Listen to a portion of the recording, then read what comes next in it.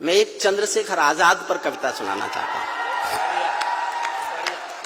मैंने जब कविता लिखने के लिए शेखर के बारे में पढ़ा तो दो बातें मैंने ऐसी पढ़ी जो शायद आप नहीं जानते हो। एक तो यह कि शेखर को कोई अंग्रेज फौजी पहचानता नहीं था, अंग्रेजों का सैनिक। तो 725 भारतीयों को इस बात की नौकरी अंग्रेजों ने दी कि तुम चंद्रशेखर आजाद को पहचान के हमें पकड़वाओ। 725 लोग पेरोल पर थे अंग्रेजों के। और दूसरा, मैंने एक ऐसा वाक्य पढ़ा जो दुनिया में कहीं भी कभी भी किसी शहीद के मुंह से निकला नहीं है। दुनिया में सबसे अलग करता है चंद्रशेखर को, आजाद को। वो गरीब मां बाप का बेटा था। भाभुआ एक जगह है झाबुआ जिले में, वहां उनके माता पिता रहते थे। इकलौता बेटा था और कोई भाई बहन नहीं था। घर गरीब था। वो खजाने लूटते थे आजादी की लड़ाई के लिए। वो पैसा चंद्रशेखर आजाद के पास रहता था। उस संदूक की चाबी चंद्रशेखर आजाद पर रहती थी। एक दिन रात के अंधेरे में गांव के कुछ लोग आए और आकर उन्होंने खबर दी कि चंद्रशेखर, तुम जानते हो तुम्हारे माँ बाप की हालत क्या है। घर में आटा नहीं है, रोटी बनने की नौबत नहीं है। तुम्हारे पास संदूक में लूटा हुआ पैसा है, इसमें से कम इतना पैसा तो घर भेजो कि माँ बाप रोटी खा लें। तो चंद्रशेखर आजाद दो वाक्य बोला। एक वाक्य बोला आंखों में आंसू भरकर, और एक वाक्य बोला आंखों को लाल करके। पहला वाक्य तो यह बोला, क्या माँ बाप सिर्फ मेरे हैं और क्रांतिकारियों के नहीं?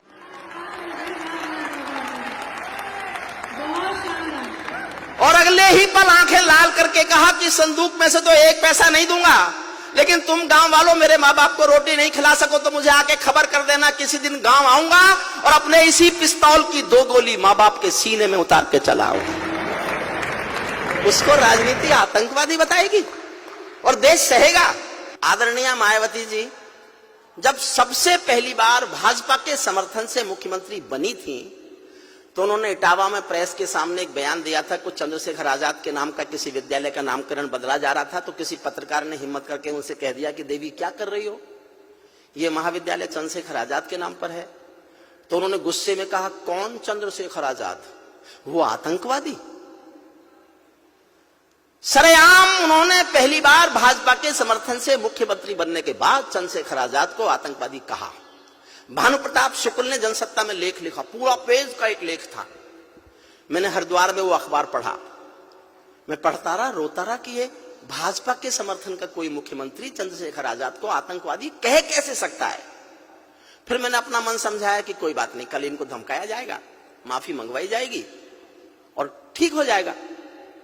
एक हफ्ता गुजर गया, कुछ भी नहीं हुआ। ना किसी ने माफी मांगी, ना कोई शोर मचा, ना कोई आफत आई। मेरे से रहा नहीं गया। मैं उन दिनों अटल जी अडवाणी जी का बहुत प्रिय था। मैं उनके पास गया, जाकर रोया कि ये कि आपके समर्थन का मुख्यमंत्री चंद्रशेखर आजाद को आतंकवादी कह रहा है। तो अडवाणी जी तो बोले ही नहीं। मैं फिर अटल जी के पास जाकर बैठ गया। मैं बोलता रहा तो बहुत देर तक तो बोले ही नहीं।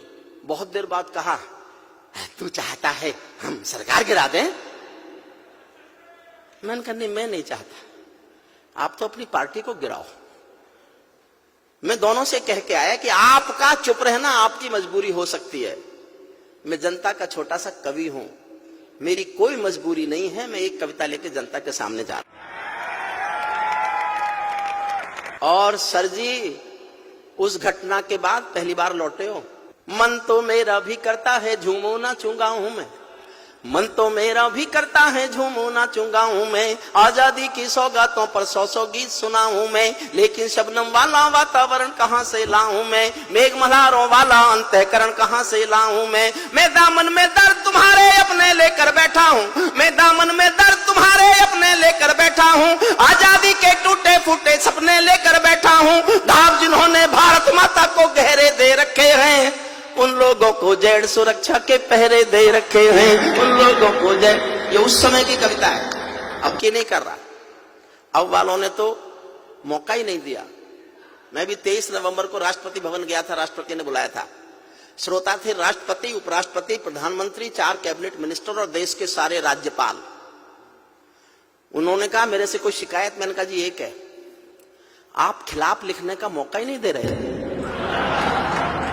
इस तरह तो मेरी दुकान ही बंद हो जाएगी। जो भारत को बर्बादी की हद तक लाने वाले हैं, वे ही स्वर्ण जयंती का पैगाम सुनाने वाले हैं, वे ही स्वर्ण जयंती का कविता शुरू करता हूं।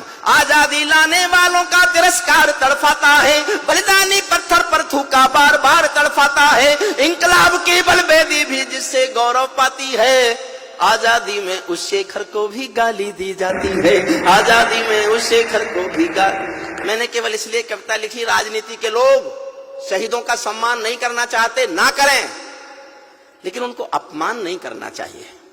अपमान मत कीजिए, बस मत कीजिए आप सम्मान, आपके संस्कार, लेकिन अपमान मत कीजिए।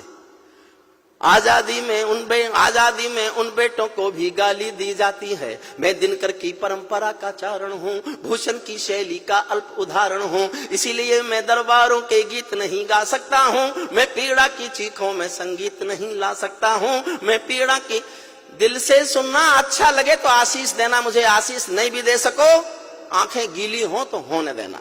इससे बढ़कर और शर्म की बात नहीं हो सकती थी, इससे बढ़कर और शर्म की बात नहीं हो सकती थी। आजादी के परवानों पर घात नहीं हो सकती थी। कोई बलिदानी शेखर को आतंकी कह जाता है, पत्थर पर से नाम हटाकर कुर्सी पर रह जाता है, पत्थर पर से नाम हटाकर कुर्सी पर रह जाता है। गाली की भी कोई सीमा है, कोई मर्यादा है, ये घटना तो देशद्रोह की परिभाषा से ज्यादा है। मेरी आंखों में पानी है, सीने में चिंगारी है, राजनीति ने कुर्बानी के दिल पर ठोकर मारी है। सारे वतन पुरोधा चुप थे, कोई कहीं नहीं बोला, सारे वतन पुरोधा चुप थे, कोई कहीं नहीं बोला। लेकिन कोई ये ना समझे कोई खून नहीं खौला, लेकिन कोई ये ना समझे को। यही कविता का सौंदर्य है। कहीं ऊपर स्वर्ग में शहीदों की आत्मा सुन रही होगी। जब चंद्रशेखर आजाद को आतंकवादी बताया जा रहा होगा, शहीदों की आत्मा ने सुना होगा, उन पर क्या गुजरी होगी, इस सौंदर्य बोध को मेरे साथ जीना, इसीलिए मैं कविता सुनाना चाहता था। लेकिन कोई ये ना समझे कोई खून नहीं खोला, सुनकर बलिदानी बेटों का धीरज डोल गया होगा, सुनकर बलिदानी बेटों का धीरज डोल गया होगा। मंगल पांडे फिर शोणित की भाषा बोल गया होगा, मंगल पांडे फिर शोणित की भाषा बोल गया होगा। सुनकर हिंद महासागर की लहरें तड़प गई होंगी, शायद बिस्मिल की गजलों की बहरें तड़प गई होंगी। नील गगन में कोई पुच्छल तारा टूट गया होगा, नील गगन में कोई पुच्छल तारा टूट गया होगा। अशफाकुल्ला की आंखों में लावा फूट गया होगा, अशफाकुल्ला की आंखों में लावा फूट गया होगा, अशफाकुल्ला की आंखों में लावा फूट गया होगा। भारत भू पर मरने वाला टोला भी रोया होगा, आजादी का रंग बसंती चोला भी रोया होगा। चुपके चुपके रोया होगा संगम तीरथ का पानी, आंसू आंसू रोई होगी धरती की चूनर धानी। सुनना साहब, आपके दिल तक पहुंचे तो ही समर्थन करना। चुपके चुपके रोया होगा संगम तीरथ का पानी, आंसू आंसू रोई होगी धरती की चूनर धानी। एक समंदर रोई होगी भगत सिंह की कुर्बानी। क्या ये ही सुनने की खातिर फांसी झूले सेनानी, क्या ये ही सुनने की खातिर फांसी, क्या ये ही सुनने की खातिर फांसी झूले। चुपके चुपके रोया होगा संगम तीरथ का पानी, एक समंदर रोई होगी भगत सिंह की कुर्बानी। क्या ये ही सुनने की खातिर फांसी झूले सेनानी। जहां मरे आजाद पार्क के पत्ते खड़क गए होंगे, जहां मरे आजाद पार्क के। समर्थन करो तो इतना करना कि मुझे लगे मेरी बात समझ गए, और ना समझ पाओ तो कोई बात नहीं, चुप रह सकते हो। जहां मरे आजाद पार्क के पत्ते खड़क गए होंगे, कहीं स्वर्ग में शेखर जी के बाजू फड़क गए होंगे। शायद पल दो पल को उनकी निदिया भाग गई होगी, फिर पिस्तौल उठा लेने की इच्छा जाग गई होगी, फिर पिस्तौल उठा। सल्यूट आपको, सल्यूट। फिर पिस्तौल उठा लेने की इच्छा जाग गई होगी। शेखर महायज्ञ का नायक गौरव भारत भूखा, शेखर महायज्ञ का नायक गौरव भारत भूखा है, जिसका भारत की जनता से रिश्ता आज लहू का है, जिसके जीवन के दर्शन ने हिम्मत को परिभाषा दी, जिसके पिस्टल की गोली ने इंकलाब को भाषा दी, जिसने धरा गुलामी वाली क्रांति निकेतन कर डाली, आजादी के हवन कुंड में अग्नि चेतन कर डाली, जिसके कारण त्याग अलौकिक माता के आंगन में था, इकलौता बेटा होकर भी आजादी के रन में था, जिसको खूनी मेहंदी से भी देह रचाना आता था।